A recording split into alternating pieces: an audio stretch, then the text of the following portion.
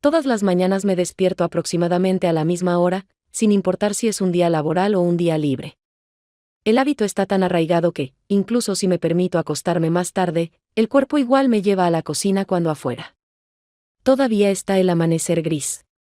Omar y yo hace tiempo que dejamos atrás cualquier prisa en lo cotidiano, cada uno conoce sus pasos matutinos y no es necesario coordinarlos.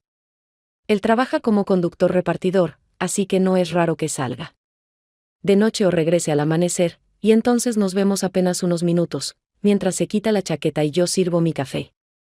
No discutimos, pero tampoco construimos momentos especiales. Vivimos en un ritmo donde las palabras se han convertido en una herramienta para resolver asuntos concretos, y no en una forma de acercarnos. Trabajo como encargada de personal en una pequeña empresa, y aunque mi labor no se considera agotadora, me consume casi toda la atención. La mayoría de mis días son iguales. Llego a la oficina, que huele a tóner de impresora y a carpetas viejas, dispongo los documentos sobre la mesa, reviso el correo, conduzco entrevistas y, al final, regreso a casa en el mismo autobús en el que reconozco las caras de los pasajeros habituales, aunque nunca haya hablado con ellos. No puedo decir que me aburra, pero en mi vida hay pocas sorpresas.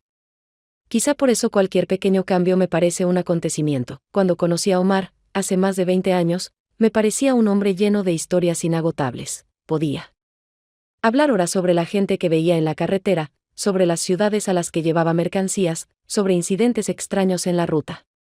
Con el tiempo, esos relatos se hicieron escasos, tal vez porque se cansó, o tal vez porque yo dejé de preguntar.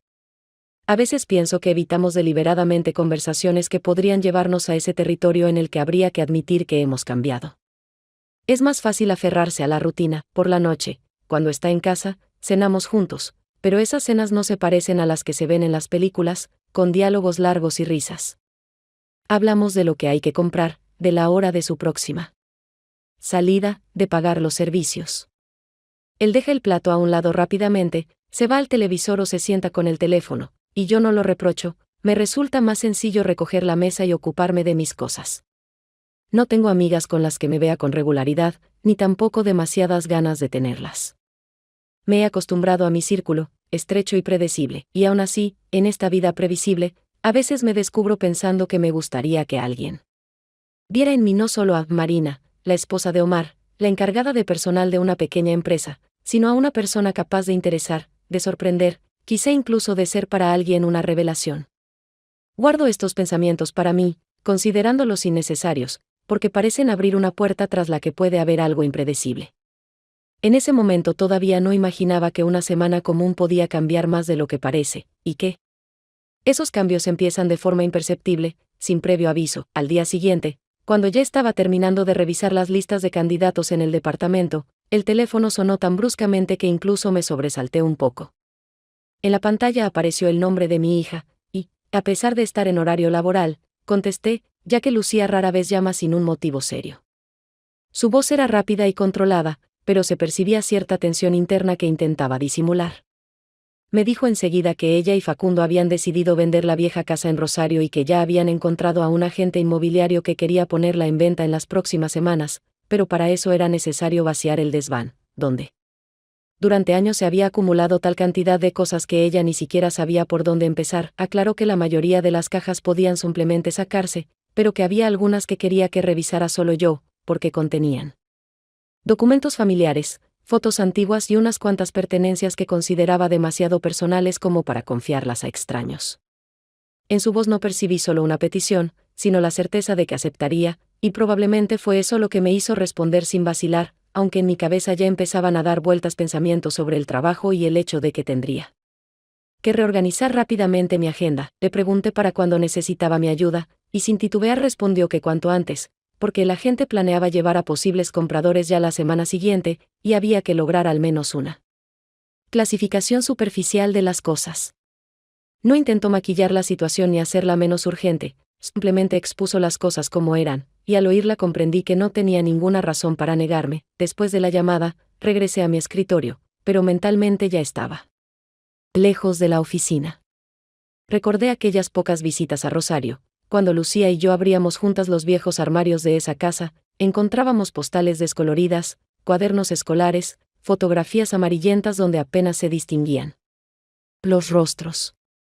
Todo eso estaba asociado a cierta ternura y a recuerdos, pero ahora, en mi mente, se mezclaban con una sensación de obligación y con una extraña inquietud indefinida que no lograba explicar. Esa noche le dije a Omar que tenía que ir a casa de Lucía unos días para ayudar con la casa.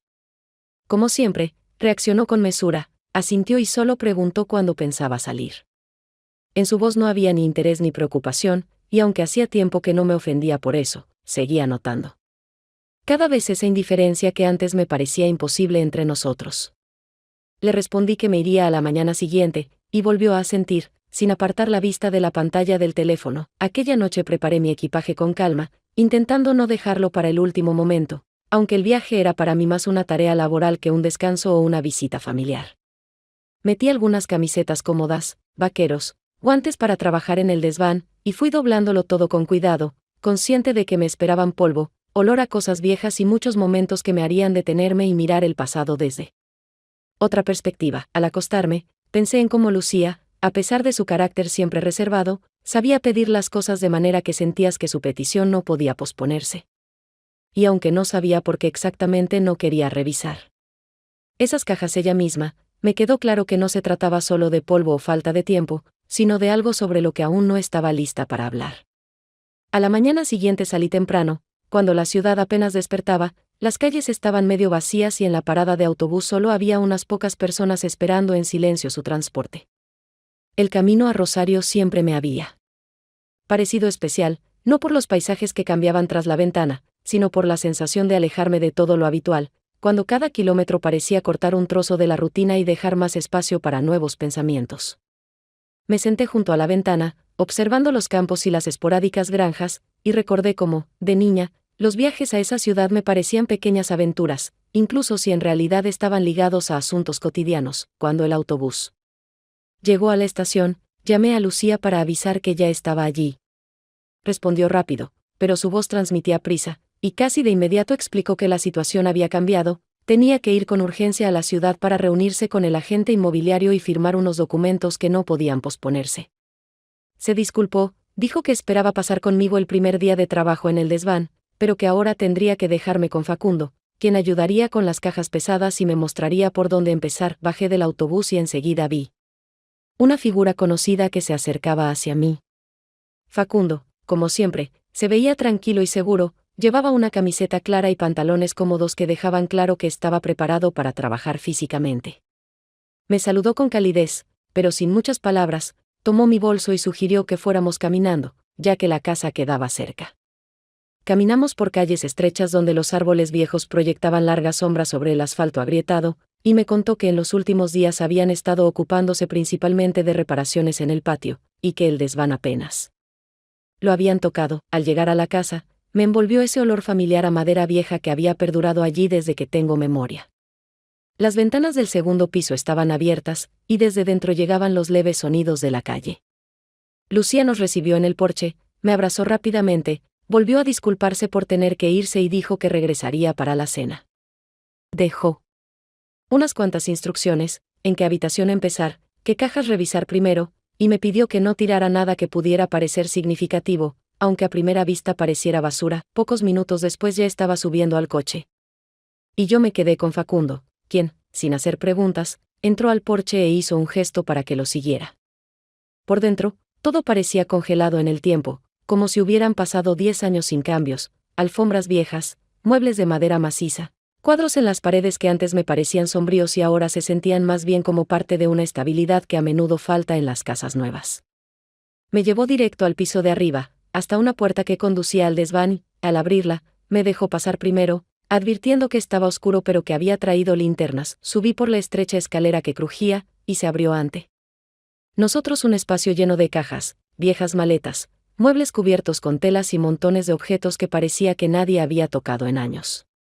El aire estaba denso de polvo, y ni siquiera las pequeñas ventanas abiertas dejaban sentir una corriente. Facundo acercó algunas cajas al hueco de acceso para que fuera más fácil bajarlas y dijo que sería mejor empezar por las que estaban junto a la pared, porque eran las más antiguas.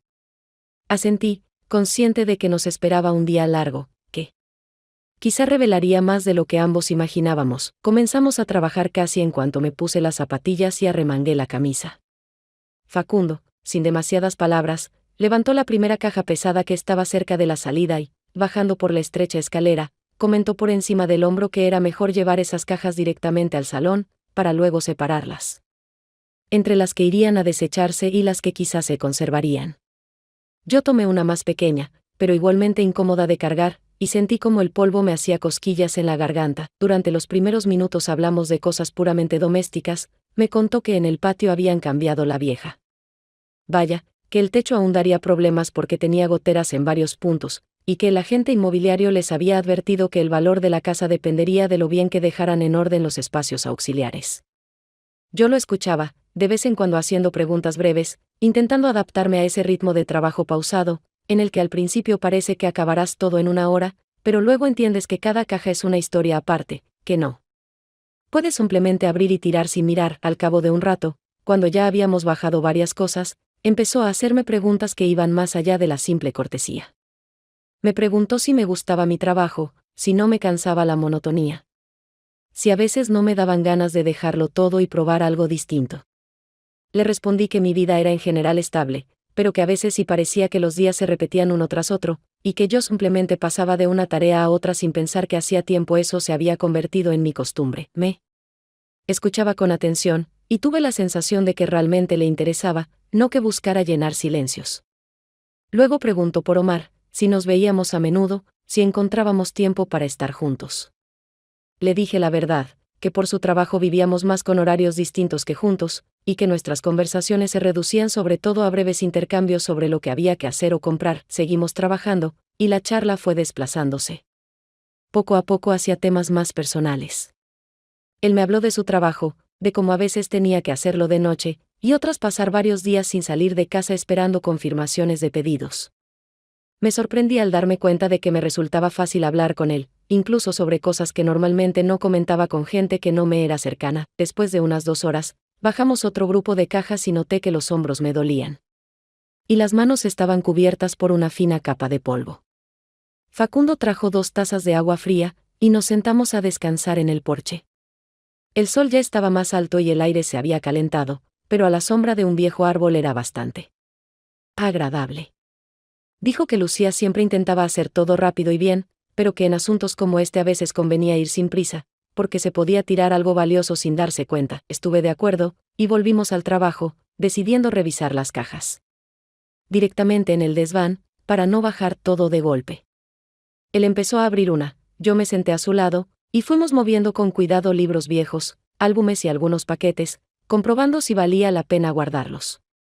En ese momento sentí por primera vez que esta labor no era solo un esfuerzo físico de mover cosas, sino una especie de repaso de la vida en sentido inverso, donde cada objeto podía recordarte a alguien o algo que ya creías olvidado. Llevábamos ya bastante tiempo revisando cosas, y el cansancio físico empezaba a mezclarse con una extraña tensión interna que no sabía definir con claridad. El desván poco a poco se iba despejando, aunque todavía quedaban muchas cajas cubiertas con viejas mantas en los rincones más alejados, donde casi no llegaba la luz. Justo estaba abriendo una de ellas cuando sentí que algo se movía abajo. Una capa de papel de embalaje amarillento. Al retirarlo con cuidado, vi un pequeño sobre sin ningún tipo de inscripción. No era nuevo, pero tampoco parecía haber estado allí durante décadas. Lo acerqué hacia mí y lo abrí sin esperar nada especial, pero dentro encontré varias fotografías. En las imágenes, tomadas en alguna playa, reconocí de inmediato a Facundo. Llevaba unos pantalones cortos ligeros y una camiseta, con gafas de sol oscuras, y a su lado había una mujer que yo nunca había visto antes. Reían, se abrazaban, y aquello no parecía una casual reunión amistosa. En el reverso de una de las fotos había una fecha, apenas unos meses atrás. Facundo, que acababa de bajar otra caja, volvió y vio que tenía las fotos en la mano. Su rostro se tensó un instante, pero enseguida se acercó y extendió la mano para quitármelas. Es una pariente, dijo con voz firme, aunque noté que evitaba mirarme directamente a los ojos. No añadió nada más, guardó rápidamente las fotos en el bolsillo de sus pantalones y se puso con otra caja como si nada hubiera pasado. No le pregunté nada, entendiendo que cualquier cuestión en ese momento sonaría como una intromisión en un terreno al que no me habían invitado. Pero la sensación de haber visto algo que quizá era mejor no saber se quedó conmigo. Fue ese instante en el que, en un día aparentemente común e incluso monótono, aparece una pequeña grieta por la que empieza a filtrarse algo impredecible. Seguimos trabajando, y en apariencia todo era como antes. Yo abría cajas y sacaba libros y cuadernos viejos, él bajaba lo más pesado. Pero ya no podía verlo como unas horas atrás. Sus movimientos me parecían algo más apresurados, y su voz, más seca. Intentaba concentrarme en lo que tenía delante, pero de reojo notaba que evitaba miradas prolongadas hacia mí, lo que alimentaba suposiciones innecesarias en mi cabeza. Cuando bajamos otra tanda de cosas al salón, me di cuenta de que colocó su caja más cerca de la salida, mientras que todas las demás estaban junto a la pared. No pregunté por qué, pero ese detalle acentuó aún más la sensación de que había en sus acciones una tensión interna, disfrazada de ocupación cotidiana. Tal vez estaba reaccionando con demasiada sensibilidad, pero mi intuición me decía que aquel sobre con fotos no era un hallazgo casual entre trastos viejos, y que no estaba allí por simple descuido o desorden. Y aunque no sabía qué significado tenía ese detalle, ya empezaba a nacer en mí una cautela que por la mañana no existía. Para la hora del almuerzo ya habíamos separado la mayor parte de las cajas con cosas que Lucía había pedido conservar y las habíamos bajado a una habitación en la planta baja para que ella pudiera decidir después qué hacer con ellas. Le propuse a Facundo hacer una pausa y preparar algo de comer, porque entre el polvo constante y el trabajo físico desde la mañana empezaba a sentirme cansada y con hambre. Él aceptó sin objeciones y dijo que en la nevera había algunos productos, y que iría a una pequeña tienda cercana a traer lo que faltara. Cuando volvió, preparamos juntos pan, queso y verduras, y lo pusimos todo sobre la mesa de la cocina. La ventana estaba entreabierta y dejaba entrar un aire tibio, mezclado con el aroma de la albahaca fresca del huerto y un ligero olor a café que quedaba de la mañana. Nos sentamos uno frente al otro y, al principio, la conversación fue tranquila. Me preguntó por mi trabajo, yo le conté algunas historias de entrevistas laborales que a veces parecían auténticas representaciones teatrales por parte de los candidatos. Incluso nos reímos en voz baja un par de veces al recordar los casos más absurdos, pero en un momento su tono cambió, dejó el cuchillo sobre la mesa y me miró con más atención que de costumbre. Dijo que últimamente sentía que entre él y Lucía se había creado una distancia difícil de superar, incluso cuando estaban físicamente juntos. Según él, ella estaba siempre ocupada, ya fuera con el trabajo, con reuniones con agentes inmobiliarios o con amigos, y todo eso daba la impresión de que cada uno vivía su propia vida. Hizo una pausa, como si decidiera si valía la pena seguir, y añadió que pensaba que cualquier persona tiene derecho a su propio espacio y libertad, incluso dentro del matrimonio. Lo dijo con seguridad, pero con una entonación en la que percibía algo más que una reflexión general. Era como si no estuviera justificando solo la falta de tiempo de Lucía, sino también ciertas acciones propias que quizás sobrepasaban lo que se entiende como fidelidad conyugal. No comenté directamente sus palabras, me limité a asentir y decir que cada pareja tiene su manera de mantener el equilibrio en la relación, y que probablemente lo importante es que ambas partes estén de acuerdo con ese modo. Me miró con atención, esbozando una sonrisa breve, más pensativa que alegre. Terminamos de comer casi en silencio, pero no fue un silencio incómodo, más bien estaba cargado de una observación mutua no pronunciada. Sentía que, después de esa conversación, entre nosotros había surgido una nueva capa de entendimiento, aunque no estaba segura de querer profundizar en ella. Sus palabras sobre el derecho a una vida propia seguían dándome vueltas, porque las escuché no solo como un comentario sobre su matrimonio con Lucía, sino como un mensaje dirigido también a mí. Después del almuerzo volvimos al desván y el trabajo siguió al ritmo habitual, pero ahora cada mirada o comentario suyo me parecía más significativo que antes. Tenía la sensación de que estaba preparando el terreno para algo, aunque aún no podía imaginar qué exactamente tenía en mente, ni por qué creía que yo estaría dispuesta a escucharlo o aceptarlo. Después del almuerzo volvimos a subir al desván, y aunque el sol ya empezaba a inclinarse hacia la tarde, el calor en la habitación seguía siendo intenso, como si las paredes de madera lo hubieran absorbido y no quisieran soltarlo. Me puse con otra caja que resultó ser mucho más pesada de lo que esperaba y, al intentar levantarla, sentí que los pies se me resbalaban un poco sobre las viejas tablas del suelo. No tuve tiempo ni de girarme para dejarla de nuevo cuando Facundo apareció a mi lado, me agarró del codo y me sostuvo con fuerza para que no perdiera el equilibrio. Nos quedamos quietos apenas un instante, pero ese instante me pareció mucho más largo de lo que realmente fue. Noté que no soltaba mi brazo, aunque el peligro de caer ya había pasado. Me miraba con atención, como si quisiera decir algo pero no supiera por dónde empezar. Entonces dijo en voz baja: «Sabes que eres diferente, y siempre he querido hacer esto». Sus palabras sonaron sin grandilocuencia, pero con esa seguridad que no necesita confirmaciones. Se inclinó y me besó. No fue un gesto brusco ni excesivamente emotivo, más bien parecía que lo había decidido hacía tiempo y simplemente había esperado el momento para hacerlo. Me quedé desconcertada, pero no lo aparté, sintiendo como todos los pensamientos que deberían haberme hecho retroceder quedaban relegados a un segundo plano. En mi cabeza no había plan ni respuesta preparada, solo una extraña mezcla de vergüenza, sorpresa y una atracción inexplicable. Cuando se apartó, volvió a haber un pequeño espacio entre nosotros, pero la atmósfera ya era distinta. No sabía qué decir, y él tampoco intentó llenar el silencio con palabras. Ambos retomamos el trabajo, aunque ahora cada movimiento se sentía más consciente de lo habitual. Su presencia cerca de mí ya no era la misma de unas horas antes. Aunque solo estuviéramos trasladando cosas de un lado a otro, hicimos como si nada hubiera pasado. Yo intentaba concentrarme en la tarea, pero notaba que mi mente regresaba una y otra vez a lo ocurrido. No tenía una explicación clara de por qué no lo había detenido, y al mismo tiempo no podía considerarlo un simple arrebato suyo. Sentía que, desde el principio, él había ido conduciéndonos a este momento, y que yo, quizá de forma inconsciente, le había permitido hacerlo. Cuando terminamos otro grupo de cajas, sugirió hacer una pequeña pausa y bajamos.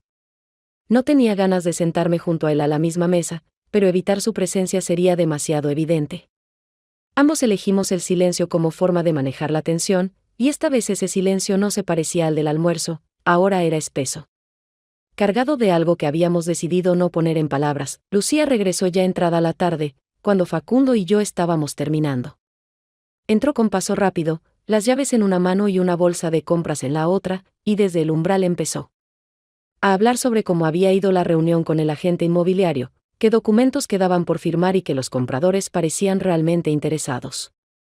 Le escuchaba con atención, aunque en mi cabeza aún quedaba el eco de lo que había ocurrido unas horas antes en el desván. Propuso enseguida que preparáramos la cena juntas, y acepté para mantenerme ocupada y no dejar espacio a pensamientos innecesarios. En la cocina, el aroma de verduras frescas y hierbas aromáticas llenó rápidamente el ambiente. Lucía y yo cortábamos tomates y hierbas, mientras Facundo encendía la cocina y vigilaba una sartén. Desde fuera, todo parecía una escena familiar común: 3 personas preparando la cena, intercambiando frases cortas y algún que otro comentario ligero, pero bajo esa capa superficial de cotidianidad sentía confusión y un constante hilo de tensión. Varias veces, al volver a la mesa con las verduras cortadas, sorprendí su mirada fija en mí, incluso estando junto a Lucía.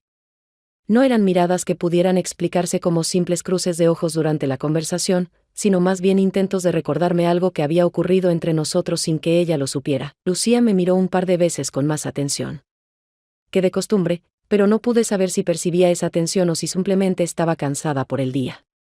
Hablaba de sus planes para la semana siguiente, y yo asentía, aunque la mayoría de sus palabras pasaban de largo por mi atención.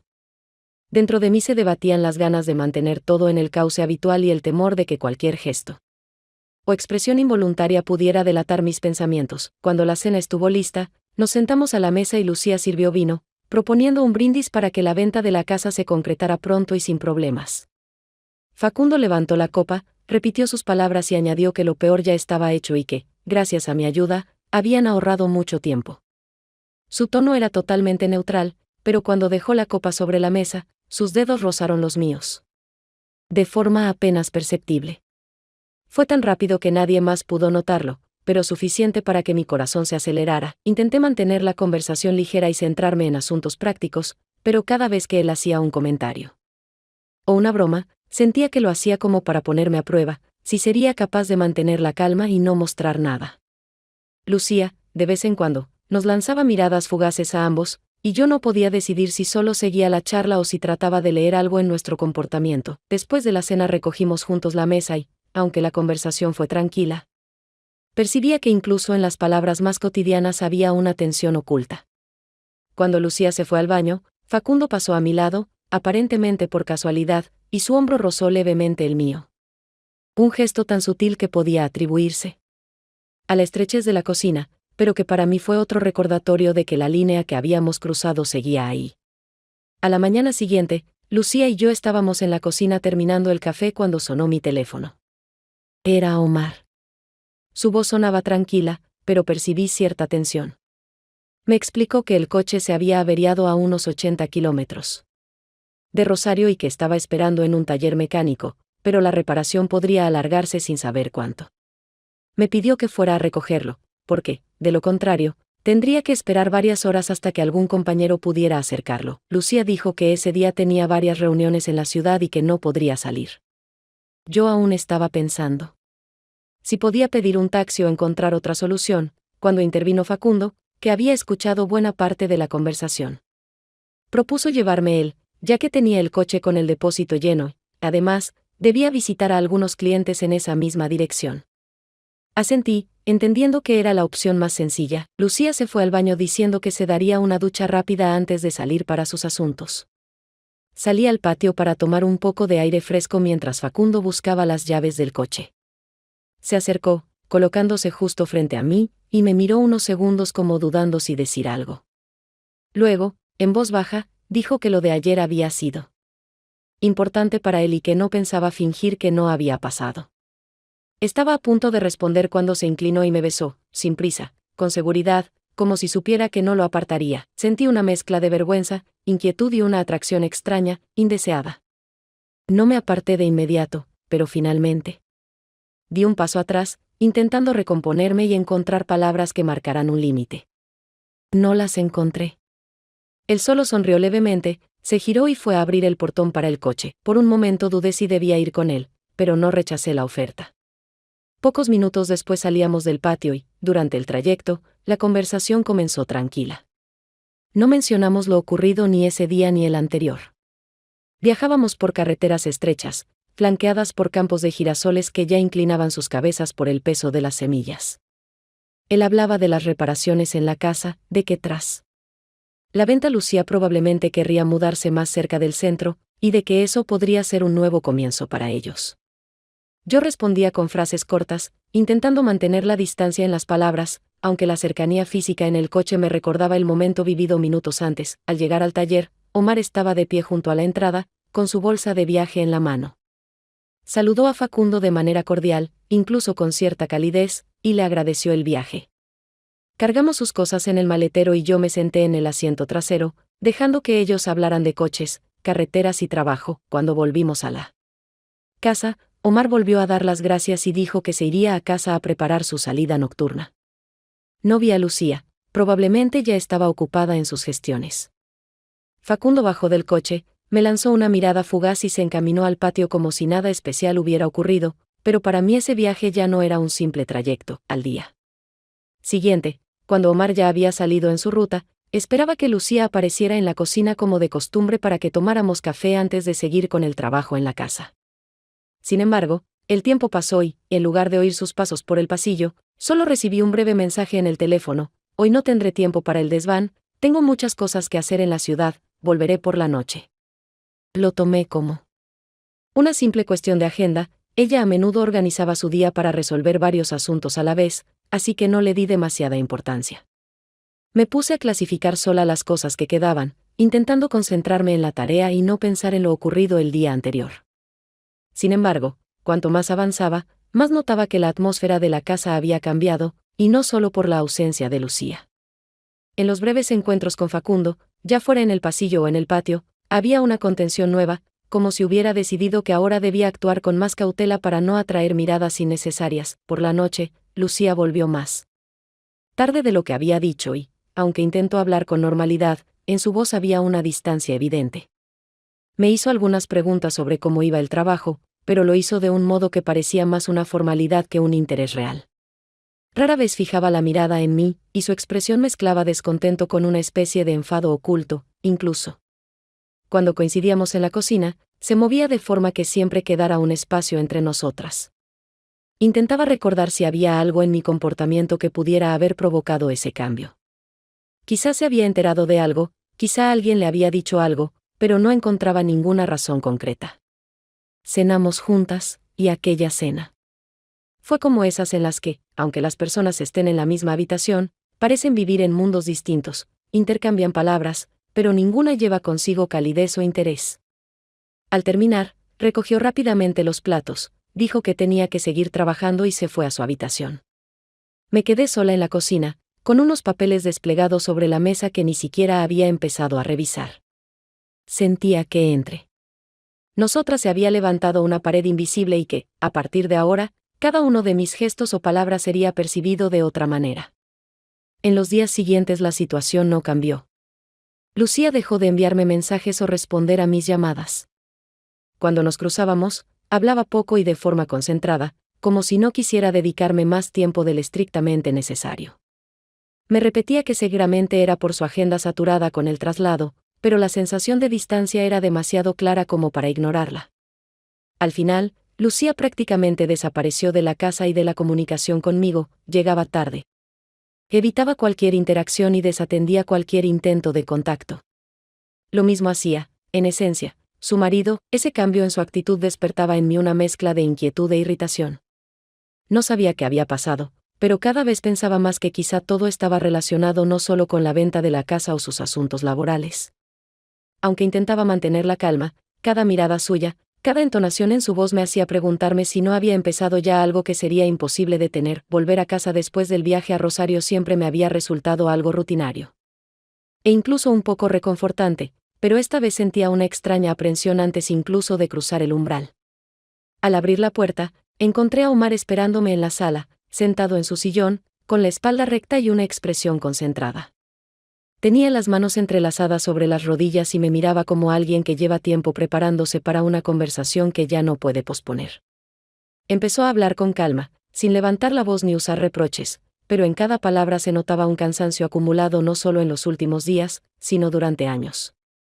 Dijo que Lucía le había mostrado una grabación de la cámara de seguridad junto a la casa, y que había visto todo lo que, quizá, no debería haber visto. Aclaró que no iba a preguntarme qué había ocurrido exactamente ni que no, porque eso ya no cambiaría lo esencial. Según él, después de tantos años pensaba que me conocía y que había entre nosotros una confianza imposible de romper, pero ahora comprendía que se había equivocado. Yo me quedé de pie, inmóvil, intentando encontrar palabras que pudieran explicar o al menos suavizar lo que había visto. Pero cuanto más callaba, más claro me resultaba que cualquier explicación sonaría como una excusa o una mentira. Él me observaba con atención, y en su mirada no había ira, sino una profunda herida y la determinación de no seguir en un lugar donde no podía confiar en la otra persona. Dijo que no quería vivir con alguien en quien había dejado de confiar. Y que le resultaba más fácil marcharse ahora que esperar a que la relación se derrumbara por completo bajo el peso de las sospechas y las medias verdades.